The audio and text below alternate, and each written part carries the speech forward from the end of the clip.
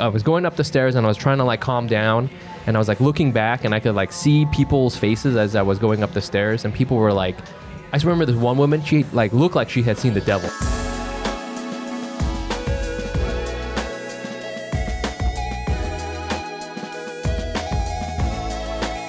Welcome to another episode of the Asian Not Asian podcast, a podcast with all of your favorite Asian friends. Hello, Asian friends. It is your host, Mic Nguyen. Jenny is upstate. She's in, I don't know where she is. What do you do upstate? It's too early for apple picking. It's too late to save the world. So she's probably just drinking wine and journaling. Oh my God, that's exactly what Jenny is doing. Jenny is definitely drinking wine and journaling upstate and sitting on one of those Adirondack chairs. Just picture a Cialis commercial. That is what Jenny is doing. And she is off this week, but she'll be back next week, and she misses you. She told me so. It's just us chickens today. Real quick, before we get started, just a couple of quick announcements. I've got a Hack City. The next one is September 8th. Thank you so much for everybody who came out last week, by the way.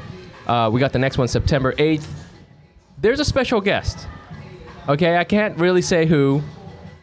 It's pretty cool. I'm going to say it. Let's just say if you're a fan of the show, you're going to want to come out to that one. It's at Union Hall in Brooklyn, Friday, September 8th. And tickets are available at asiannotasianpod.com or in the episode description of this very episode. Come check us out. Also, I don't know if you've been listening. There's a terrible disaster happening in Maui. Actually, right where I was, if you were listening to the show earlier, this summer, I was there. I was in that town. And I had ice cream there, and I walked around and ate a burger and had delicious drinks, and everybody was so nice. And that town is devastated. And so there's some links in the episode description. If you want to contribute some funds for that, we're definitely going to be doing that. And then, so please, if you can, and definitely any shout outs to any of our listeners out in Hawaii. Finally, our editor, Pat Lee, the editor of this podcast, is making a film. And he's got a fundraiser going on, and he needs a bunch of money. He needs $25,000. I have no idea what you use $25,000 to make a short film. What is that for? Like, how many iPhones do you need? Like 2? That's like $800, maybe $900. So the rest of it, I'm assuming he's using for drugs. So if you want to contribute to that, he literally makes this podcast happen. He's the editor. And we got a link going on also in the episode description, or go to our Instagram, Instagram.com/AsianNotAsianPod, and there's going to be some links for that too. That's it for now. Also, there's milk and cookies after the sermon. I don't know why I said that. That's always something I always listen to after going to Mass. And this is kind of like Mass. This episode comes out on Sunday. We all get together, and we just talk about the shit that's bothering us. What else is that other than church? If you want to support the podcast, the best way to do that is by going to patreon.com/AsianNotAsianPod. It's the best way to support the podcast. We love every single person who contributes to the show, and we use the money directly to support all the operations of this podcast. And we give you a little shout out. We give you a little backstory if you contribute to the podcast. Today we only got one. This is a weird one. I had to check the spelling a bunch of times. Okay, Renwald Kyle. I don't know if maybe the first name is Kyle and it's Kyle Renwald. That's also still confusing to me, but Renwald Kyle is the name. And I can only say this is an Asian person from Skyrim. It's the video game Skyrim, or The Witcher. This is an Asian with like one of those like two-handed claymore swords. This is Renwald Kyle, and he reached deep down into the leather pouch that he uses to carry all his gold around in, and contributed to Patreon, which is really nice of him because the exchange rate from Skyrim money to actual U.S. reality money pretty bad. So we really appreciate that, Renwald Kyle. You're from he's a Claymore Skyrim Asian, but really he's from New Jersey. Still from New Jersey, so he's probably a Korean guy. So shouts again if you want to contribute to the podcast. That's patreon.com/AsianNotAsianPod. And don't think that it's just me doing the podcast alone. I will do that one day because I have an immense ego, and I will be unchecked in my my thirst to hear my own voice. But today we don't have that. We have a guest. It's going to be great. Also, real quick, we're recording in the booth, so shout out to Canal Street Market. But if you hear some trap music playing, it wasn't me. It's what's happening. Our guest today, he's an assistant professor of education at New York University. His research, I'm going to read this. This is from his bio. His research and teaching critically examine the benefits and consequences of radicalized public policy instruments in expanding and or constraining educational systems with a specific focus, I've already stopped paying attention, by the way, on how these dynamics shape access, learning, opportunity, and success within and beyond schools for students of color. That is gnarly. I have never had introduced a guest on this show that had the word critically examine. We almost never do that on this show. And this guy's going to do it. He's also one of my longest and best friends. Give it up. This is also his name. Give it up for Mic Nguyen. Hey, Mike. Good to join you here. Can I say it's actually racialized, not radicalized? Oh, it is? Oh my God. Racialized public policy instruments. Wow. Did you write this? Yeah. You wrote this whole thing? Yeah, we all write our own bios. Oh, I don't know. Yeah, it's based off what we study. Yeah. Because usually when I read a bio, it's like, this guy was on Colbert, and then before that, he was a clown at medieval times. Okay, so that's usually how the bios I read are. Sure. My own comedy bio is like, I Yelp about, I talk about Asian stuff like Yelp and Gold, and that is literally in my bio if I submit to a job. But yours has racialized public policy instruments in expanding and or constraining educational systems. If you read any of my research, those words are and why would you, right? But why would anybody? But if you do, a lot of those words show up in the type of research that I do. I am really excited to have you on. First of all, I'm excited to be here. Should I call you Dr. Nguyen? Nobody calls me that.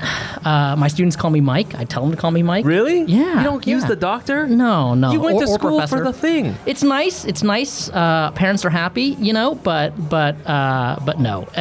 We went to school together, right? Yeah. And our professors there, all very casual. They are. It wasn't formal, and I'm not trying to.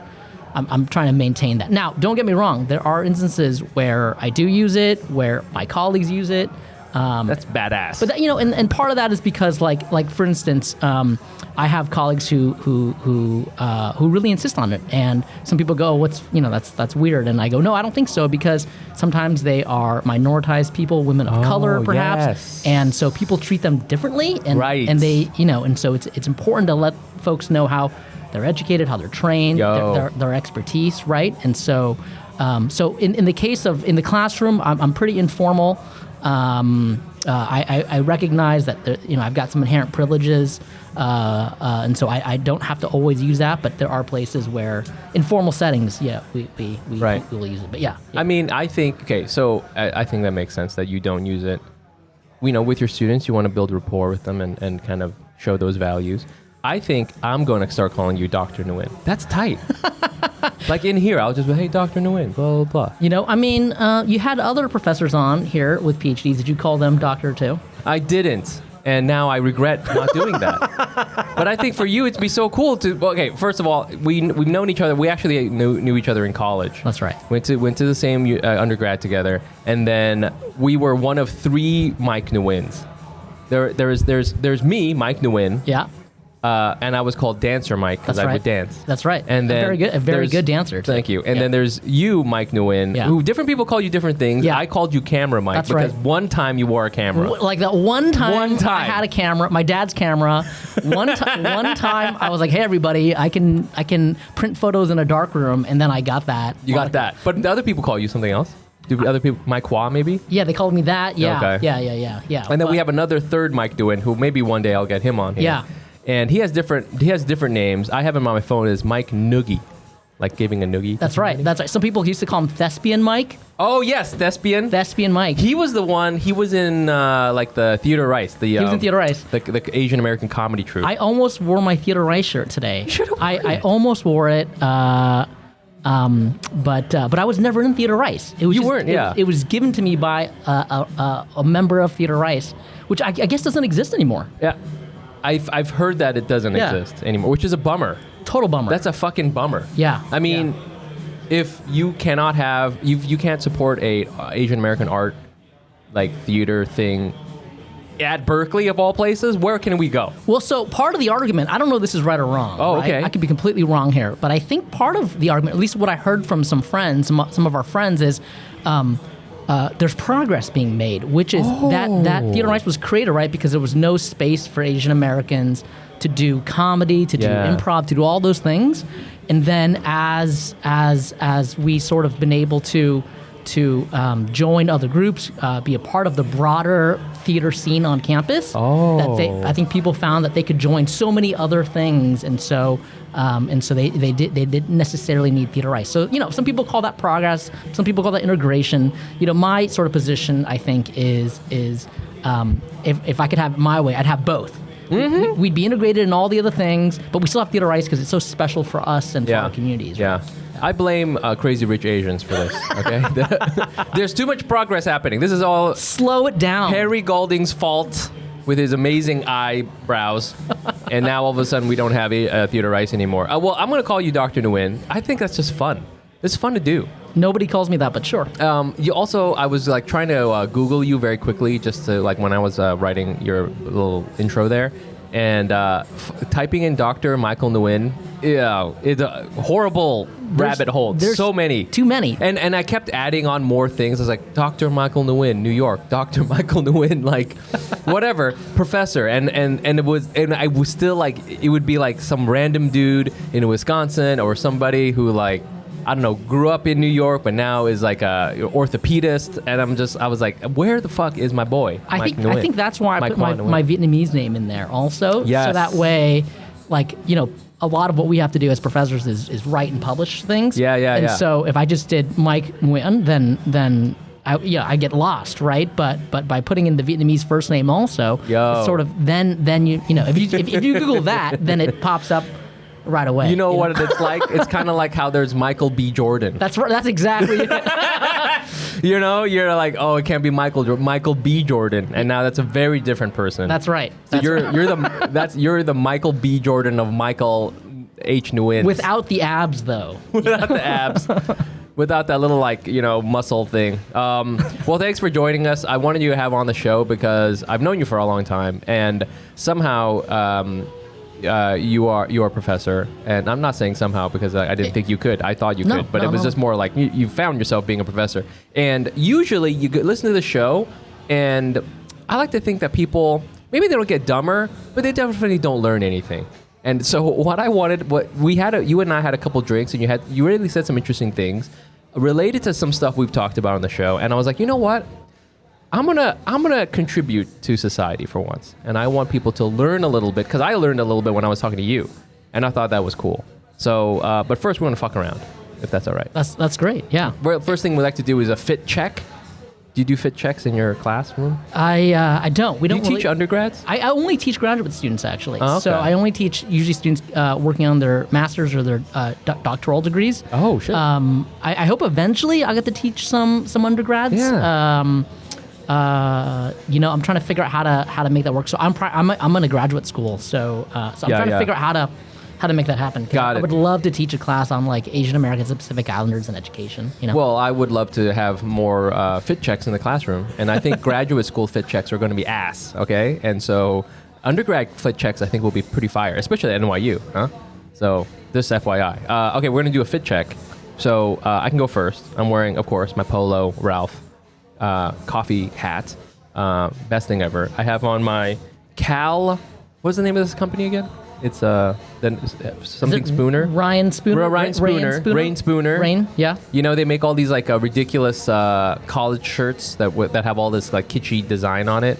So I have the Berkeley one, I have two of them, but this is the white one, and I'm wearing it, and it is fucking amazing. And I have my dad shorts on, and then it's been raining, so I have on my Salomon Gore-Tex shoes. All right. So I'm like really straddling the line between am I about to do comedy or am I about to mow the lawn? You don't know. And that's exactly the vibe I'm going for. So that's what's up. You were always such a well-dressed guy, and as long as I've known you, and like, what, 18, 19 years old is when we became friends, and something like that. Since then you were always on the cutting edge of your fit. You wore. I remember like everyone was wearing blazers with jeans. Yes. You were doing that like 3 years ahead of all of us. Yeah. People were like, what are you doing? What the fuck? Why aren't you wearing just a Cal hoodie as usual? Yeah. And New Balances. Well, it's because I was insecure. So how about you? We're going to go with you, Dr. Nguyen. What's your fit check, doctor? I don't dress nearly as cool as you. You're just good. The shirt you're wearing, the brand, they do a bunch of other thematic they do shirts. tons of shirts. They were going to do an Indiana Jones one. No shit. And they do have one. Oh, they do? And I almost bought it because I love Indiana Jones. I didn't know that. I mean, he's the first professor I ever met. He's the reason why. Can you imagine if it was Indiana Jones, but he's Asian American Studies / education professor? That's like who I want to be. Like when I grow up. Does he still have the whip? I hope so. Yeah. When is he using it? Like in a seminar? Yeah. It's like, let's fight colonialism. That's exactly it. It's badass. It's funny in the most recent movie. I don't know if you. I haven't seen it, but I don't care. Just go ahead. He's here. He's here in New York, and he's a right. professor at Hunter College. Ends up being a professor at Hunter College, which is just up the street from us, right? But Hunter College is known as it is designated. That's a term they use as an Asian American, Native American, Pacific Islander serving institution. No shit. It is an it's an AAPI serving institution. That's like the equivalent. It's a federal designation, and it's the equivalent of like an HBCU. Whoa. But for AAPIs, and so Hunter College is one of those. So Indiana Jones is a professor at it's an ANAPISI. That's how we pronounce the acronym. Oh. Indiana Jones is a professor at an ANAPISI institution. Yeah, who knew that Indiana Jones was Asian as shit? Super Asian. The guy's so Asian. Nice. Whenever I see him, yeah, that's why he's friends with Short Round or whatever. Well, that's it. That's it. They're homies. It would be cool if they made a movie where Short Round takes over. Well, that's what I thought was going to happen. I thought that they were going to have Ki Kwan. Yeah. How fucking badass would that be? He would slide directly into that role perfectly. Makes all the sense in the world. Perfect sense. We should start a petition to make it happen right now. No. You know why? Hollywood hates good ideas. Okay? Okay, so what are you wearing, doctor? Okay, I'm just wearing I don't know what this is. It's just a short sleeve button up shirt, but the person who made it is Vietnamese. Who designed it and made it is Vietnamese American. I think from San Jose. Oh shit! I can't remember her name. Hold on here. I can look. Yeah. Can you take a look? It's called V Contour. Yeah, Nice. I bought it years ago at some little pop-ups thing. That's cute. In San Jose. Nice. And she's Vietnamese, so I guess her name is V. Okay. So, yeah. Okay. All right. Yeah. And then you got the shorts on. Yeah. When you have legs this good, you gotta wear. You have great legs. Short shorts. Thanks. Yeah. We have very good legs together. They're just genetic. We have genetically good legs. I don't do much for them, but yeah, they're genetic. You think it's a Vietnamese thing? I hope so. I think it's a Vietnamese thing where yeah. you're just like, I don't know. I'm trying to think all the Vietnamese dudes I know. I don't know why we would have this. From farming? I have no idea. My dad's got great legs. There you go. Maybe it's because we're being in the army, I guess so. Yeah. My dad was also in the army. All right. See? There you go. Yeah, who knows? Mike, just real quick, you already kind of got a little going, but we like to give our guests a minute to get into, just a minute to describe how you would describe yourself. Okay? And you got to use the whole minute. That's the only trick. Yikes. Which I think you can do. Okay. Just throw in a lot of, what is the word you used here? Racialized public policy instruments. Just say that. That's 4 seconds right there. Okay, ready? Go. Well, hi everyone. It's Mic Nguyen here. I'm a professor at New York University. I study. For a lot of professors, our identities are very intertwined with our professional lives because we're so lucky that we got to pick our jobs. And so I love my job, and it's such a part of who I am, and the type of work I get to do, the classes I teach, the research that I conduct is about our communities, about our AAPI communities, and with the broader goal, right, of doing research that can uplift our community and come up with real public policy solutions that can be used and implemented by policymakers. In another life, before I went to graduate school, I worked as a congressional staffer, and so much of my research is often thinking about federal policy and how do we study and investigate things that we can then use to uplift and serve our AAPI communities. Is that a minute? That is right in a minute now. Okay. Wow. That was pretty good. I did not expect that, so hopefully that was okay. No, I that's the whole thing. I always spring it on people. And most of the time people like take 20 seconds to talk about themselves, and then they spiral into like, self-doubt for sure. 40 seconds. Oh, now that we're done, I was like, I should have talked about how me and both you are children of refugees. Right? Yeah. So that's another important dimension of the work is to think about how diverse and complex our communities are, and where some of us are refugees or children of refugees or grandchildren of refugees now, and what those implications are. So also a big part of the work that I do. I definitely want to talk about it. Yeah. We're going to first start off with how we usually start off the podcast, or I know it's actually like 20 minutes into the podcast now, but which is, what kind of Asian were you this week? Mike, do you want to go first or you want me to go first? I want you to go first. Okay, you have to ask me. Oh, okay. Mike, what kind of Asian were you? I was a terrified active shooter situation Asian. Oh, goodness. It was intense. And actually, this reminded me of something you and I talked about earlier about how New York City is very sort of compartmentalized as far as like the craziness that happens to you, and like how everything is like so squished together. And I brought up the whole thing about the subway. The subway is like the great equalizer, because you can be like pressed up against like a billionaire and an unhoused person and just a working class dude and someone seeking asylum all at once, right?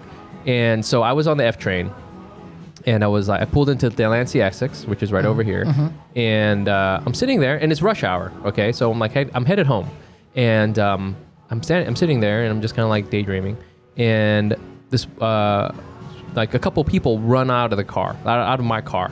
And I was like, oh, what's going on? I thought maybe, people realize, oh, shit, it's my stop, and they have to run out. But then I saw more people from my car run out, and I was like, oh, well, maybe they're running to catch a train, which would normally be true. But where we are if you've been into Delancey Essex off the F train, there's not another train nearby where you would like see it and run to it. So I was just like, oh, there's just people running off this train. And I was like, maybe there's rats. Sometimes there's a rat. Although, honestly, I've seen a rat before in the car, and people they kind of freak out, but they just kind of like lift up their feet and they just scream a little bit. That's no big deal. It's mainly the tourists, right? It's it's kind of fun, honestly. It's a Instagrammable moment. But then I saw that people down the cars, like on the other cars, were running too, and I was like, what the fuck is happening here? And I was like, this is crazy. I kind of like stick my head out. And I felt like I think so much of your life, you think you're in control as far as, I am going to actively do this. I'm going to explicitly pick up this coffee and put it to my mouth and drink it. I'm going to think about getting up and walking to the bathroom. But as soon as I stepped out onto the platform with all the other people running, sure, I was like trying to figure out what was going on, but like the energy of the crowd made me run. Do you know what I'm saying? And I didn't know what was going on, and all of a sudden we're all running down and out. And so I was trying to ask someone like what was going on, and they were like, "There's something going on, like behind us, blah blah blah." Somebody was like, just go, just run. And I was like, holy shit! I was like, I gotta get out of here. And it was just like this crazy like animalistic thing where my body was like I Jesus take the wheel, my body's gonna do it. It's not even like you don't have to think about it. And I felt like this pressure on my chest as far as I was panicking. I could tell I was panicking. And I was going up the stairs and I was trying to like calm down, and I was like looking back and I could like see people's faces as I was going up the stairs, and people were like, I just remember this one woman, she like looked like she had seen the devil. She was like terrified looking. And I was like, we're gonna go. I don't know what's happening here. I don't know what's going on. We get up, basically out of the station, like not all the way to the surface. I kind of stop at where the turnstiles are. There's some NYPD guys that they running the other direction down into the platform, and I was waiting there for a while. I don't hear anything. I don't hear any shots or anything like that. But it was really intense. And I just remember, just like I couldn't feel my hands. That was like one of the things. I couldn't feel my hands, and I was like just trying to calm down. And after a while, it seemed, this is so New York too. After a while, a couple of us who were still like standing on the platform on the near the turnstile were like, I guess we'll go back down. We should check it out. We still have to get home. Active shooter or not. And I go back down there. I stick my head down there. The train is still there. The train is still there, and there's people like getting on the train. And we, me and a couple of other people who were kind of like all together, we all get on the train, and we just sit back down. And I guess it was nothing. I check on Twitter later that all it was like someone was causing a disturbance. I don't know exactly what that means. And I'm surprised because, again, in New York, people are so used to like weirdness happening that you don't run, which is really the thing that kind of gave me pause. I was like, people don't run in this city. We're just like, it's fine. And the fact that they were running, I think that was really what triggered it. It took me like easily 20 minutes to like get my heart rate back to like where it was.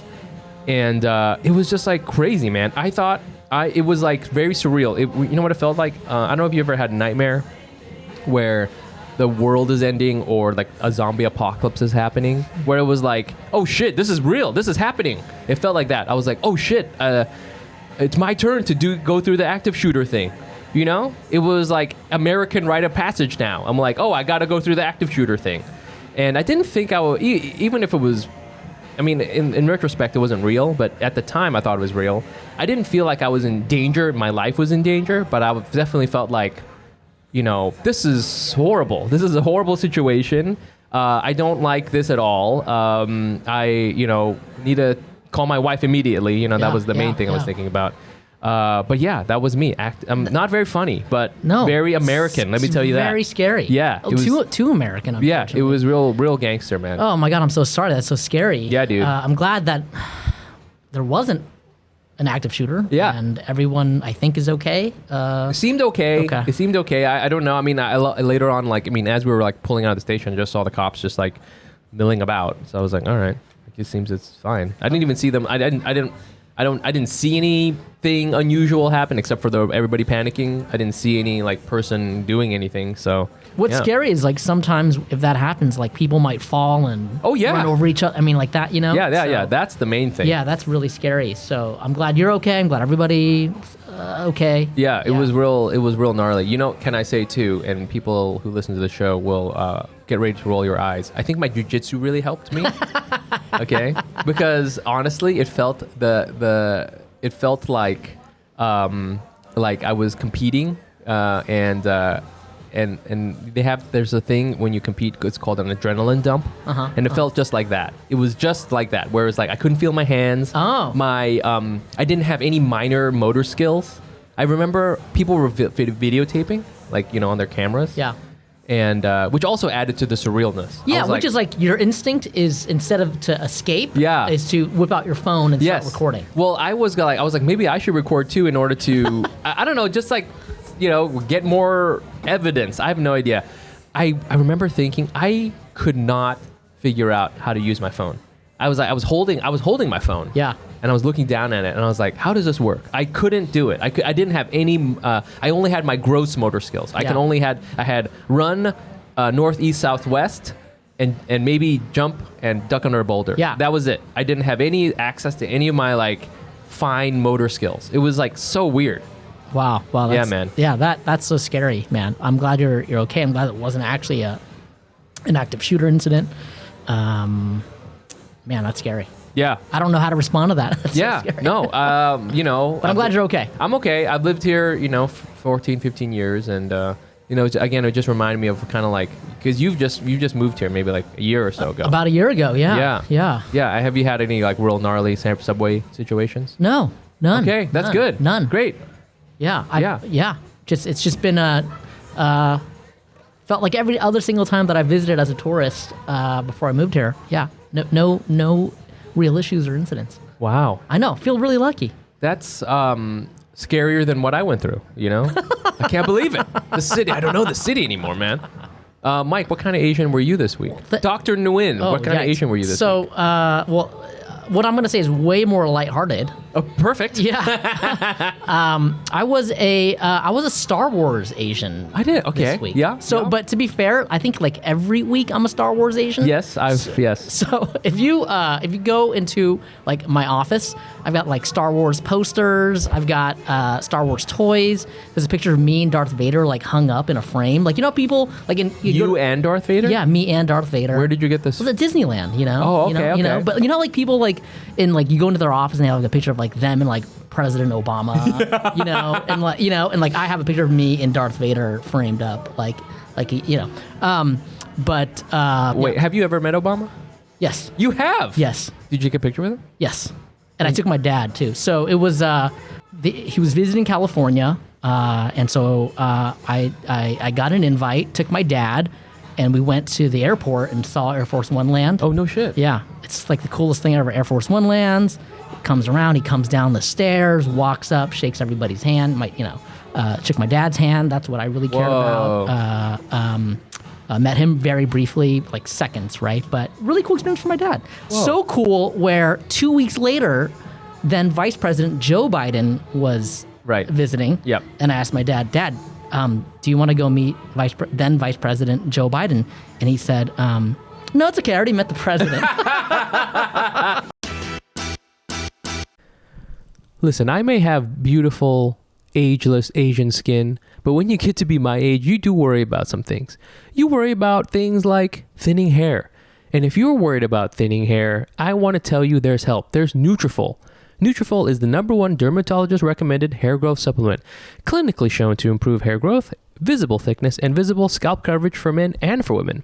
Nutrafol's hair growth supplements use physician-formulated, natural, medical-grade ingredients. Their drug-free, patented technology provides consistent, reliable results. Take the first step to visibly thicker, healthier hair. For a limited time, Nutrafol is offering our listeners $10 off your first month's subscription and free shipping when you go to Nutrafol.com and enter the promo code ASIAN. Find out why over 3,500 healthcare professionals recommend Nutrafol for healthier hair. That's Nutrafol.com, spelled Nutrafol.com, promo code ASIAN. That's Nutrafol.com, promo code ASIAN. This show is sponsored by BetterHelp.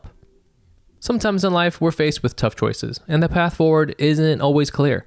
Like, should I move for that new job, or break up with my partner, or even, who am I as a person? Whether you're dealing with decisions around career, relationships, or anything else, therapy helps you stay connected to what you really want while you navigate life, so you can move forward with confidence and excitement. Trusting yourself to make decisions that align with your values is like anything else. The more you practice it, the easier it gets. I've done therapy in the past, and I use what I've learned to this day to help me figure out what I'm going through and what I care about. So if you're thinking about starting therapy, give BetterHelp a try. It's entirely online, designed to be convenient, flexible, and suited to your schedule. Just fill out a brief questionnaire to get matched with a licensed therapist and switch therapists anytime for no additional charge. Let therapy be your map with BetterHelp. Visit betterhelp.com/Asian today to get 10% off your first month. That's BetterHelp, HELP.com/Asian. I got the good one. Yeah, which is hilarious. Wait, so do you have a picture with Obama? Yes. Yeah. That's awesome. Yeah. Did he, you know that famous Key and Peele sketch where he's like, hello, Yeah. hello, and then whenever he meets a black person, he's like, oh, what's up, what's going on? Daps you up. Did he dap you up, or did he No, just give you it was like barely a second. It was on the rope line. It was like barely a second. But the photo that we have actually is like from, I didn't buy it. I went to like the AP, I forget which, like Reuters or AP or one of those. Like some professional news photographer took a picture of me and my dad shaking his hand, and you know, you can like buy it, but it's like $1,000 to buy the photo, you know? So, yeah. So like I downloaded it from like the website, but it's got like a big like watermark on it. It says like owned by Reuters. No, you can get that out now, dude. You know, Photoshop AI is really good. I don't have that skill set. So. Is your dad like not a right-wing person? My parents are pretty progressive. Really? Yeah. They're progressive Vietnamese parents, which you know, they weren't at the riots. They were not. They were. I feel so many of people we know were there. like in her community. I mean, I there's was that- waiting for the photo. I was like, oh my God, there's Tuan. Oh my God. There's that big.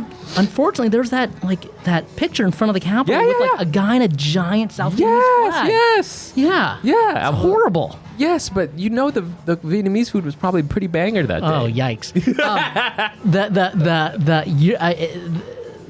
And that's from like during all of the elections where you grew up in Orange County. Yeah. There were like all of these Vietnamese Americans coming out doing all this wild protesting. Yes. I was blown away. I was super blown away by all that. That's crazy. Yeah, I mean, I guess I'm not as an academic. Right. I was not. Right. We know why. You know, Yeah. we sociologists have explained why that happens, but still, I think when it's your community and you're on the other side. Yes. You're sort of. It's still shocking. Yeah, it is very strange. Yeah. Hold on here. What kind of Asian were you this week? I was a Star Wars Asian. Oh, that's right. Okay, Yeah. so hold on here. Finish yours. So you were like, was there a specific thing you did? Oh, so I've been reading. So I don't read for fun anymore. Right, Like right. I barely read for. I don't read for fun at all. I haven't read for fun in over a decade. Oh my God. Most of the reading is work-related reading, right? So the last thing I want to do is pick up a book and read it for fun most of the time. But I've been reading all these Star Wars books Okay. this week. Yeah. Okay. So that's books? The Thrawn books. Oh. Yeah. I haven't read those books. Yeah, Heir to the Empire. The one I'm reading right now is Heir to the Empire. Sort of getting ready for this show that's going to come out in a couple weeks. Yeah. But yeah, I'm like a big Star Wars nerd. Have you always been that? Like, did I not know that? Yeah, always as a kid. Yeah, to the point where you get made fun of when you're in elementary school about it. Yeah. But now it's like cool to Right. I gave I was invited to give they call it a plenary, which is sort of like a keynote ish. Oh. At the Asian American Studies conference. Oh, wow. Yeah, and this was earlier this year, and everyone's like really serious about it, right? Yeah, sure. And I'm generally a serious person, but I like to have fun. Yeah. So I know. I can tell from the shorts you like to have fun. Thanks. My presentation though, all Star Wars themed. Okay, It was go. It was every Drop a little bit for us. Well, no, Drop a little sample. I mean, it was about the presentation was about the talk was about how do we integrate Asian American Pacific Islander studies in K-12 curriculum throughout the country, right? Whoa, So okay. I worked on this initiative Yeah. when I was a professor in Colorado to get it implemented or to get it essentially signed into law statewide, right? So they wanted me to talk about that process, what we did, and how we achieved that policy outcome. But I thought I'm going to make this fun. So each one of my slides was just a different Star Wars picture. Okay. That was related to what I was talking about, right? As I was telling the story of us implementing this policy, and some funny things happened. One is this really well-respected, renowned Asian American Studies professor, this total OG, came up to me afterwards and said, "Great job. This stuff is usually so stuffy. This was fun. Also, my students are really nervous about their presentations." And I was like, "See, look at that guy. That guy just did a whole Star Wars presentation. So just go and have fun." So I helped calm the nerves of some other grad students.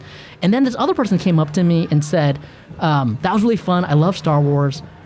My mom works at Skywalker Ranch. Oh, shit. Next time, if you're ever in the Bay Area, let me know. We'll give you a tour." Whoa. It's like I cannot wait to do a tour of Skywalker Ranch. Wow. Have you ever been there? No. I mean, I like Star Wars. You want to go? You want to be my +1? Yeah, I'll go with you. I know someone from Pixar, too, so we can do a little, like, entertainment tour of the Bay Area. That'd be really cool. Have you ever tried to, like, do a little deep reading of Star Wars to see if it's an Asian American story at all? You know what's funny that you say that? I haven't, but the first Asian American or Asian in Star Wars is in The Return of the Jedi. Oh, what? Yeah, there's two people. Is it that co-pilot? It's one of the pilots. Okay. I think he says like, "There's too many of them." I think I know who you're talking about. Yes. His name is Lieutenant Elsage or Telsage. Okay. NPR did a whole story about him. The character or the actor? Both. That's awesome. Because he's not credited, and they're trying to figure out who he is. not credited. And then there's another woman. I think I know who you're talking about. I think he was an A-wing pilot, and I think he crashes into one of the things. I think it's like a destroyer. That's right. I think he's an A-wing pilot. Yeah, but the article was saying, but he was wearing like a Y-wing pilot helmet. So it's just all this sort of discrepancy back then. But yeah, he's the first one. In fact, there's a picture of him framed in my office. No shit. Have you met that actor? No, I think he passed away a long time ago. But I just have a picture of him because he's one of the first.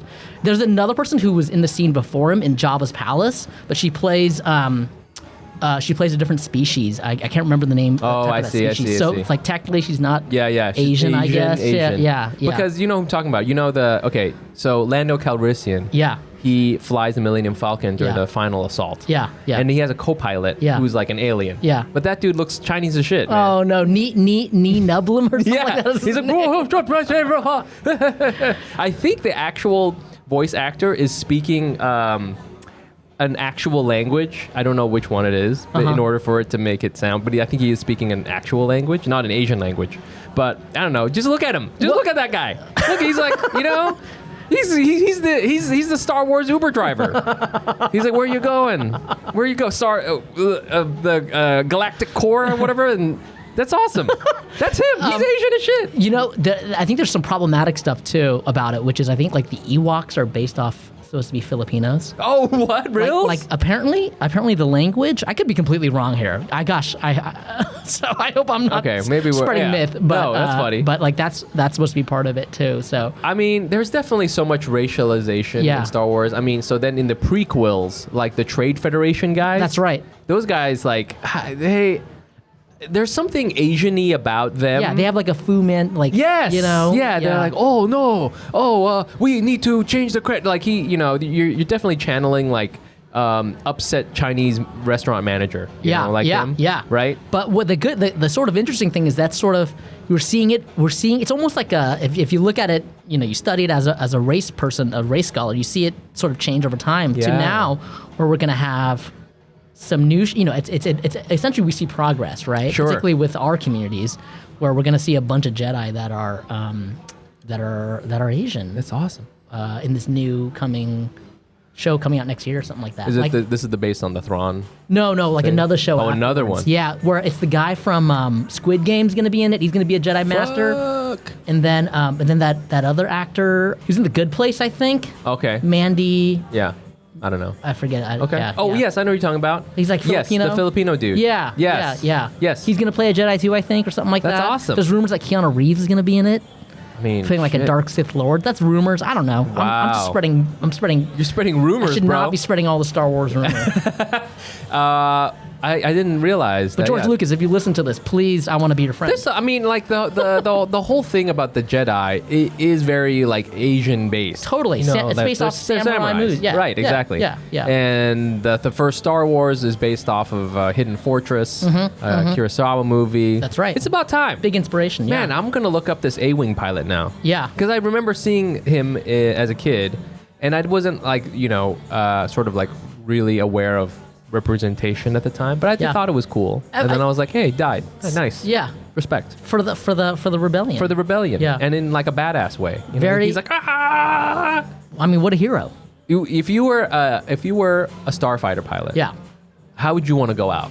Would you want to go out being shot by a TIE fighter? Would you want to go out by ramming the bridge of a Star Destroyer? Ooh. What are we thinking? Or like you get engulfed in the blast of an exploding star. Like in Rogue One, like those pilots who just got lit up. Yep. The Death Star. Yeah, that's probably it. That one. Yeah. Okay. Yeah. That's pretty good. That's pretty good. I think that's the way to go. Yeah. Yeah, I'd be flying a B-wing though, that's for sure. Why you like the B-wing? It's so weird. It's super weird. So weird. It's so weird. Why would you fly that? Nobody wants to fly the B-wing. It's so weird. It's so cool looking. It also isn't in the shape of a bee.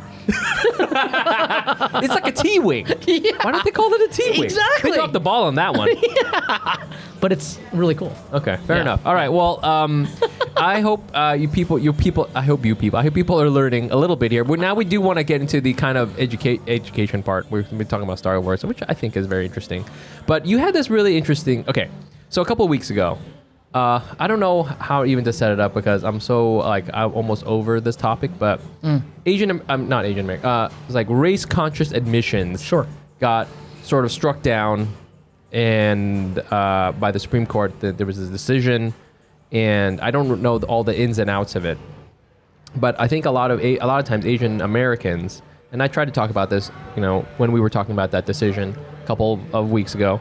Asian Americans, like, they're like, oh, well, affirmative action doesn't help us. Or why would we want to do that? We should all be, race blind, whatever. We, with our own community, right? Sure. So it always gets that kind of complicated, right? And I'm always trying to do stuff, but I feel you actually have good reasons and evidence and that kind of thing. Things I don't have. I would love for you to just kind of walk us through it a little bit. How are we supposed to think about it? You do that. I'll try to make jokes along the way, and we'll see what happens. Yeah, I'll try to. We'll have some fun with it, right? It'll be like in my class when we talk about this, right? Okay. So this is one area that I do research in, that I do study, that we talk about in my classes, and so affirmative action, right, is a really it's a really old concept, a centuries old English legal concept based on equity. Okay. Right, equity. That's an important topic and term, right? Where the way that it's been historically used in the United States is sort of connected to the civil rights era and about all the social injustice and racial injustice in the United States during that time, and where the federal government decided that they must affirmatively take some action to address this racial inequality through programs and policies that promote racial equity, right? And so it's not just in college admissions. It was in contracting. It was in all sorts of different things, right? Employment.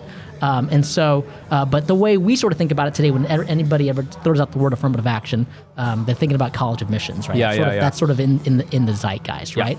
But we try to be really specific in our terms. So we say race conscious admissions because affirmative action is a broad term that can be used for any type of addressing any type of inequality. So one could argue that affirmative action exists for athletes in college admissions, right? Where if you fulfill a certain type of position for a sports team, then you get a plus up in your application, and you get into that whatever school, or in band, right? Or in if your parents are big donors, if your parents went to that school, legacy admissions, right? So those are all different types of affirmative action policies, right? Oh shit! Right, but in this case here, what we're talking about with respect to the court decision that happened a few months ago. That was about using race in a broader, holistic way in college admissions, where the court struck down the use of race in college admissions, except actually in our military academies. So West Point, Naval Academy, Air Force Academy, as of right now, they can still use in a practice race-based affirmative action. Okay. Right? So. What was the question? So the question, I guess, is I think a lot of, there's a lot of discussion in the Asian community, how you want to define that, where it's like, is this quote unquote good or bad for you? Yeah. I was always sort of the mind that it's like, to use a Star Wars thing, only a Sith thinks in absolutes. Is it good or bad like that, right? It's far more complicated, but sure. I would love to have someone, and it's one of those topics now that as soon as you start saying it, people go get entrenched and they start, I don't know, it's not really a conversation based on knowing things. It's just I feel this way and now I'm mad and I'm on Facebook. Yeah. I'd like to get past that. Yeah. So a couple things, especially about Asian Americans, right? Which is all of these different polls out there, or in some cases, are showing Asian Americans are against it. Others are showing Asian Americans are for it, right? And so I think that's a good place to start. Is our community for it, or is our community against it? Yeah. I think the reason why we see such different opinions about it, studies about polling opinions or from news reports, is because actually most folks doing that type of polling are asking questions very differently about affirmative action. And so methodologically speaking, right, they're asking it differently. In some cases, providing context. In other cases, not providing context. Right. Yeah. And so, and then also before this court case ruling. it's a patchwork of how affirmative action was being implemented. So it was different in California versus in Texas versus in Washington versus in Michigan. You know, all these sort of states, and I'm naming states that actually have bans in place. Because it's so different state to state, region to region, and also with respect to how the question is being asked in polls and the context that's provided or not provided, people give wildly different answers. Oh, yeah, right? yeah. So I think one of the better folks who actually did a good job of asking the question, asking it in context, as well as asking it in specific Asian languages, right? Shit. As well as English. These are our good friends at AAPI Data. Big shouts, AAPI Data. And their professors, Janelle Wong is a professor at Maryland, Karthik Ramakrishnan is a professor at UC Riverside. So they run this and they did it, and I think in a much more comprehensive way. And their results were that the majority of Asian Americans are in support of affirmative, race-conscious affirmative actions, particularly as it can uplift Black Americans, other communities of color, other minoritized identities. Oh, right? shit. So I think that's one thing. You know, as a social scientist, we often look at how do we accurately measure any phenomenon out there, right? That's like 90% of our job is to figure out how do we get the best, most accurate answer. Be it quantitative or qualitative research, and so we're always scrutinizing each other's methods. You know, and so I think that's probably the best one approach to do it, and it's those results I think are surprising compared to how we've been publicly portrayed in the news media, right? Because oftentimes you read all the news articles, it always frames it as if Asian Americans are all against affirmative action. Yeah, I mean, like the news always trots out some Uncle Wong type dude who's like, I'm against my daughter should be able to go to Harvard, and you know this guy, like the one guy at the family reunion where you're like, sure, shut the fuck up, dude, and they, I think whoever like will trot out this person and then make a whole big thing of it and then be like, ooh, then all of a sudden we get the model minority following up right after that. Yeah, that's and I think that's the reason why so much popular media is positioning Asian Americans in that light, and not to say there aren't Asian Americans who are against affirmative action. There are. Oh yeah, right? Just like there are other communities of color that are also against it, right? I mean, we're complex, we're diverse, we're not all a monolith, right? But because of this larger narrative about the model minority myth, about how we are viewed and positioned in sort of American society, with particular attention to education, that becomes a very convenient story. And so when you find someone who does have that viewpoint, that's what the reporting tends to frame it as, right? And in this case, remember, this lawsuit was actually was being led by a guy named Ed Bloom, who's not Asian American, and has been Ed Bloom. That's like the least Asian name I've ever heard. And so for him, he actually was behind the previous affirmative action case in Texas, Abigail Fisher. And, right. Yeah, right. And then after losing that case, he was like, there's actually really funny videos and recordings of him like going out to Asian communities, basically saying, I need to find good Asians who I can use in this lawsuit. Right? So he like went out actively recruiting Asian Americans for this lawsuit, right? So I think that's one thing. It's the way we're sort of viewed in the media, and it's through this model minority lens. And the other argument that we hear folks use, right, particularly for Asian Americans, is, oh man, they have perfect SAT scores, they have perfect GPAs. Why are they being denied admission to these schools? Well, part of it is if you want to go to a school like Harvard or Yale, a perfect GPA and a perfect SAT score is the bare minimum. Right. Like that's everybody who's applying, who's going to be considered, is going to have a perfect SAT score and a perfect GPA. Yeah. That's one. You don't automatically get to go there just because those two things are good. Everybody's who's going there, those two things, those two metrics are good. Right. So that's one. Two is that relies on this assumption that GPA and SAT scores are good measures of meritocracy. Ah, yes. Right. Is that because that you're better prepared or better positioned to go to these schools because your SAT score is higher, when we know that SAT score is much stronger predictor of your parents' income level, your parents' educational status. Basically, it has less to do. It is not the perfect measure that people think it is, right? Yep. I had a great SAT score. I'm a dumbass. I'm serious. I had a great SAT score. I had a horrible SAT score. And you're a fucking now look at Dr. Nguyen. I have to call you Dr. Nguyen. It is not a perfect measure. So those are sort of the things that we often sort of promote. We meaning society often promotes rather than thinking more critically about these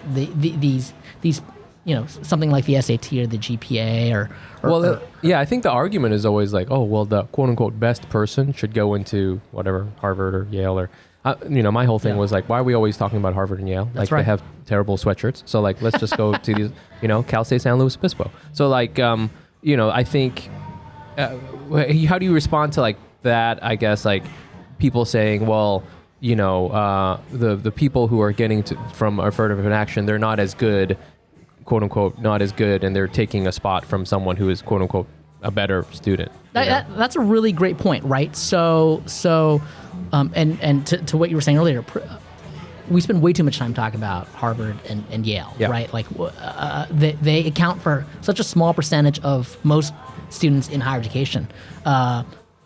Nearly half of all Asian American Pacific Islander students are going to a community college. Oh shit! Yeah, right. Save that money, baby. Right. Everyone just assumes they're at these certain types of schools, rather than open access colleges that are throughout our country, right? And so again, that we should spend more time, quite frankly, talking about these schools that our communities are actually going to. Yeah. Right?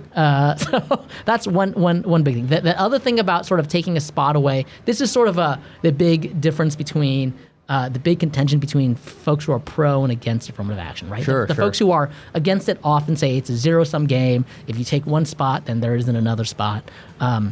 Progressives say that it is not a zero-sum game, that universities they can build and create a class that makes sense for them, right? But again, the schools that we're talking about here, we can count them like on all of our fingers and toes. And my fingers, my toes, your fingers, your toes. That's about all the schools that are like going to be mostly impacted by this court case, right? It's not the overwhelming majority of all colleges and universities in the United States. That's great. Yeah. I wanted to also get into, you have all these slides here, okay, that you have about, I don't even know, you have all these things. Yeah. Like, what are some, I feel like, we had this nice talk, you and I, back and forth with, you had this really interesting thing you did where you were looking at the admission essays, like the essays that undergrads wrote, and you were analyzing them, right? And I felt like you had like some really interesting like findings from that. What was the study? So I'm actually like last author on this study. There's some really brilliant folks who are working on it. Julie Park from Maryland is the lead on that. And essentially, right, so that one of the big arguments that the folks who sued Harvard, this is SFFA, Ed Blum's group, sued Harvard, basically saying that Asian Americans were getting lower scores on one of the criteria, which is what they call a personal rating. Right. Which they keep saying is which they have said in court. They call it a personality rating, right? Which is really problematic. Right, it's not that. I think somebody was like trying to say that, like, oh, they think that Asians don't have personality. That's right, and sometimes the media doesn't catch on, and they say personality rating, right? So they're words matter. That's why, like earlier when I said radicalized, and you said and really it said racialized. That's right. They're very different.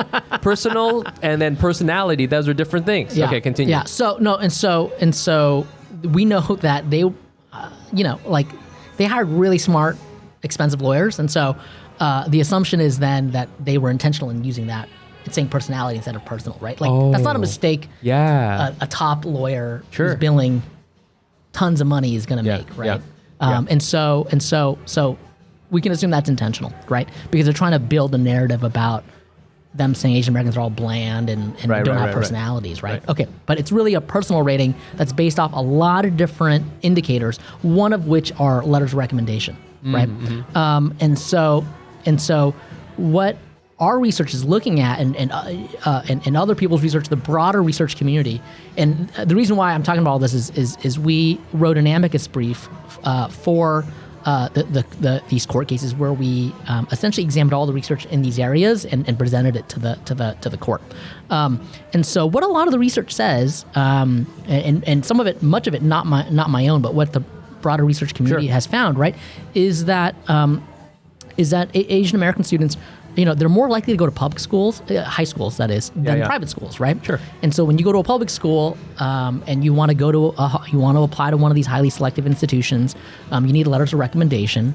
But at public schools, teachers, counselors, anybody who's going to write those letters for you are way more under-resourced, right? Yeah. And so versus say if you went to a private boarding high school, and then you get the headmaster from Hogwarts. Yeah, exactly. You got Dumbledore writing your letter for you. Not only that, but Dumbledore's got way less students. Than a public school teacher here in say New York City, right? And so that means that they don't have as much time and attention that they can write a letter that is gonna play such a big role in upping that score. Right. So there's so SFFA is saying, well, the score is low. That's racism, right? That's how they're being discriminated against. What our research is showing is that it's way more complicated than that. It's the type of schools Asian American students are going to. It's the type of resources those schools have. And that's why we're seeing such differences in the quality of those letters of recommendation. And no shade to the teachers, no shade to the counselors. No, they're overworked and underpaid, right? You only got so much time. You got to write 50 letters of rec or some shit like that. That's it. So they're going to maybe use a lot of the same copy paste, right? So, and again, no shade. This is just the reality of when you are overworked and underpaid. And so that's that's sort of what is actually happening when we actually go and grab all this data. And this is data from like hundreds of thousands of college application records, right? So it's not that we're just pulling some random stuff. Like reading a couple. Yeah, is that we had access to all of this data. The research team really, again, I'm like last author on, I'm barely playing a role in this. But it's all this data that exists that we can actually run and test, right? Rather than just sort of making a claim out of about a lower score, and that means that there's some sort of discrimination happening, right? Our job is instead to say, well, if the score is lower, why is it lower? Let's actually investigate and see if it is discrimination. If it isn't, that's important. I'll be the first to stand up and argue that. Or is it something more structural and social that's impacting that? And that is a problem in itself also, right? So I think worthy of bringing that nuance out rather than simply saying they're racist or something. They're racist. Now, another sort of broader data point that people often say, right, is say Harvard is discriminating against Asian Americans. Why did they admit nearly 30%? Right, yeah. like we hate Asians. That's why they're only most of the students. Yeah, like nearly 1/3 of the students when they only make up 6% of the whole population in the country, right? It did go up about 2-ish, 3-ish% from last year to this year. So like last year it was like above 25%. Oh my God. A quarter, right? Yeah. That's a lot. That's so many. So I just don't know if I buy that argument based off broad data like that. And then our nuanced empirical research shows, it's much more complex. Fucking research, guys. Fucking ruining all of our jokes and all of the nonsense. Hopefully you can take the research and make jokes out of it, right? I mean, you can read this amicus brief and I'll read this amicus brief and I'm going to pull out some stuff. I mean, I think there's some pretty banger stuff I can do with I hope so. With Hogwarts right now. Oh, that's... if you think about it, Hogwarts, that's like... For sure, you go to Hogwarts, you have a pretty good shot at going to an Ivy. I felt that the professor to wizard ratio was like pretty good. The classes never seemed that full. And it's a private school. It's definitely private school. Very much a legacy place. All about I don't know very much about Harry Potter. Very racist, actually, if you think about it. You have to be a wizard to go. Well, so and then also is it problematic to sort of put a hat on you and then say you belong to this. To this house or this group, right? That's What if the hat is like it just puts all the Asian people together? Oh, you're all House of the Dragon. Yeah, wow, that's actually kind of cool. We're all like, yeah. And then, we always have the rice cooker going. That's right. Oh my God. But the sorting hat, that is a bit, that can be problematic. It can be. So actually, so the sorting hat. I have really good friends and colleagues who actually do research sort of connected to that. And like, that is actually what, there's a field of scholars called psychometricians. Like that's essentially sort of what, the sorting hat is like a crude instrument of what a psychometrician would use. Whoa, right? yeah. And so psychometricians, a lot of them, if they want to go make money, is like they go actually work for SAT and ACT, right? Because their job is to design a test that can better measure what they're trying to measure, right? They're trying to constantly improve on that. So the sorting hat is basically like a crude psychometrician trying to figure out where you belong. Crude SAT class. The thing, test score. It's like the ACT, but like a leathery hat. Okay, well, one last thing I wanted to do, and this is almost kind of like a basic question, but we were talking before we started. You know, this is Asian Not Asian, the podcast with all your favorite Asian friends, and there's a term that gets used. This is sort of especially around May, Asian American Pacific Islander, right? Native, and then also I think it's Asian American Native Hawaiian Pacific Islander. Yeah. So, that's a lot of people. That's a lot of places, and I was trying to think about, like, I had a joke about this before about like why we all grouped together, and it was something around the fact that like sometimes I feel that we were all grouped together based on the like one white woman's really great vacation once. She's like.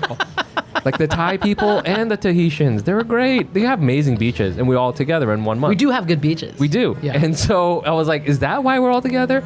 And you have, again, actual, knowledge. So I wanted to understand, what the sort of the perspective of like, why are we all like clumped all together?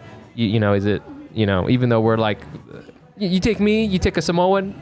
Sure, we may have fire tattoos, but that's pretty much the limit of our of your common experience, commonalities. Yeah. So I'm going to send you something that I wrote a few years ago that actually sort of teases all this out, right? Oh. So a couple different things are happening.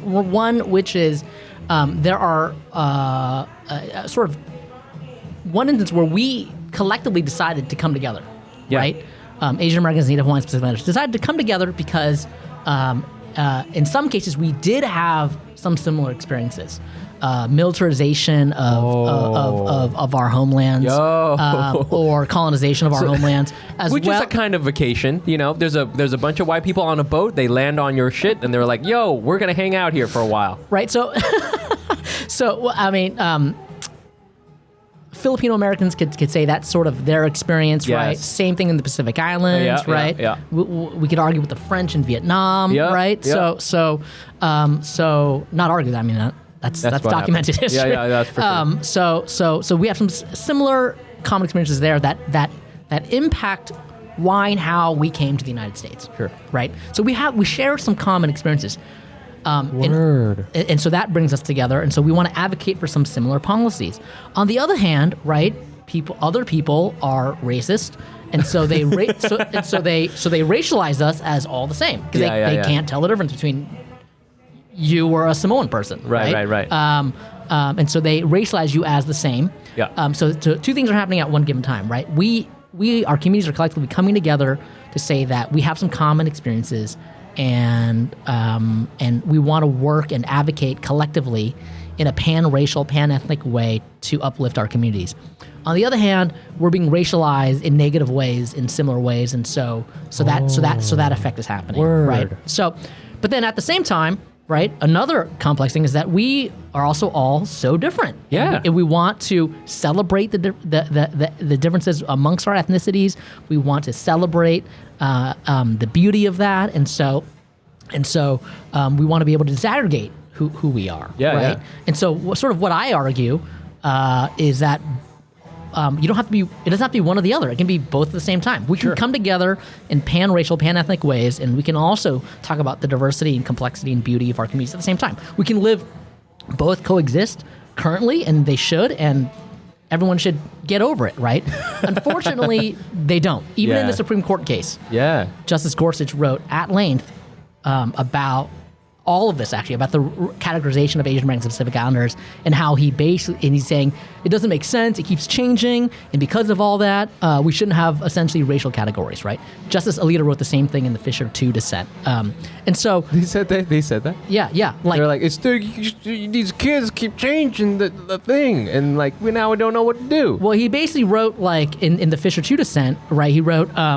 you have Cambodian students, you've got Cambodian American students, you have, whatever other East Asian category or South Asian category. They're all so different. Yeah. And so that just shows you that an Asian American racial category doesn't make any sense and shouldn't exist. Therefore, we should not have any racial categories, period. Wow. We should just get rid of race, stop talking about race. And so our argument is, well, what you're forgetting is that we still get racialized in the same way. Yeah. When people terrorize our communities, they usually don't know who we are or don't understand who we are, and they just see a face that they think represents some Asian American community, and they, and that's at the most extreme example, right? So that's what they're dismissing. So, wow.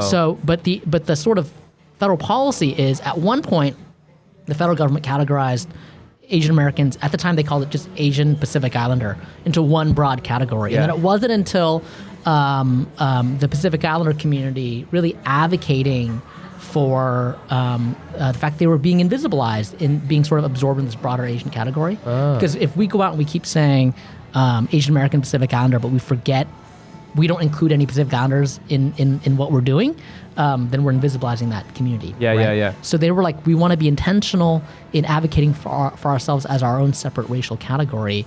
And they did. And so after OMB Directive 15 was revised, it became two separate categories. And that's why if you look up the census, they'll report Asian Americans and they'll report Pacific Islanders as two separate categories. Now, I just noticed earlier that you said Asian American, Native Hawaiian, and Pacific Islander, right? That's actually a pretty recent phenomenon. Yeah. Right? People have, even though the racial category is Native Hawaiian and Pacific Islander, that's what OMB Directive 15 says. That's what the census says. Up until 3 years ago, we kept on saying, it was more common for us to say AAPI. Yes. But now we're saying AA and NHPI, yes. right? And I don't know the origins of how that happened, but it happened about 3 years ago.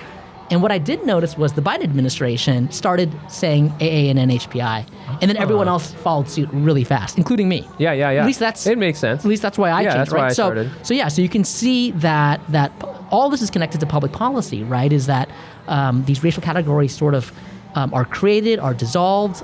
They're very slippery because of the way we are racialized, the way we're socialized, the way our society shifts, changes, and evolves, and the way for us to better capture our lived experiences, right? This is all stuff that folks can read in a fantastic book called Racial Formation in the United States, written by our professor from Berkeley, Michael Omi, and his colleague, Howard Wynant. So,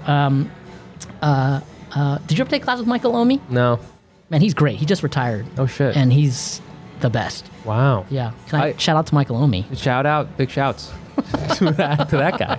I love that we were also talking this whole time. We're at over an hour now, and we've been talking about all these public policy things and how it's affecting how we sort of see these racialized groups, and the whole time just banger hip hop just in the background the entire time. I think it really elevates our conversation. Well, it's 50 years of hip hop, right? Yo, it is. We've been celebrating it in New York in all the different boroughs. It's been amazing. I love it. I want to say thank you for coming on the show. Well, thank you. It's a real honor. I feel I've learned some shit. You probably can't say the same, but I am glad that I learned something. There was some osmosis coming from this side, from one mic to another. Yeah. As a educator, nothing brings me more joy is when someone tells me that they learned something from a conversation that we had. That's crazy, bro. that's what I live for. Well, you were telling me too that this podcast might help you on your way to getting tenure. So I'm hoping I'm hoping that's true. And not the other way around, where they listen to it and they're like, let's not give them tenure. Yeah. It wouldn't be the first time. You know, it's funny. Yeah, it wouldn't be the first time. I've blocked tenure left and right.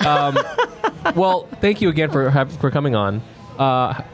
Where can our fans read about your work or read your work or find more about you? Oh, gosh. If they go to, we all have faculty profiles on our university webpage. If you find me on NYU's webpage, there's a link there that has all of my research. Feel free to read it. Hopefully, it helps you in your daily lives or in anything that you're trying to do. My goal is much of my research is to partner with community. And so hopefully I can keep working with our communities here in New York and in the country to uplift Asian American and Native Hawaiian Pacific Islander communities. That is exactly my same goal, but with ha-has, okay? It's the same thing. It is. It really is the same thing. In fact, you are able to share all of this way more than someone like me. So you play a much bigger role in really you and your peers, much more than, say, me, because no one reads what I write, but people listen and watch and learn from you. And so I think, you have incredible responsibility as well as a whole lot of fun to do this. Okay. So, well, if you want to check out more of this responsibility that I have. You can go to Asian and follow us on Instagram at Asian Not Asian Pod. You can follow me there. Nice Pants Bro. Again, come check out our show. Our next one is September 8th. It's a lot of fun. And, again, we were talking about Native, Hawaiians. And so please check out the links that we've got in the episode description and support the community where you can. And until then, folks, fucking read a book. God damn it. Try. Maybe read either. What was the book that you recommended? Racial Formation in the United States. Or the Star Wars Thrawn arc.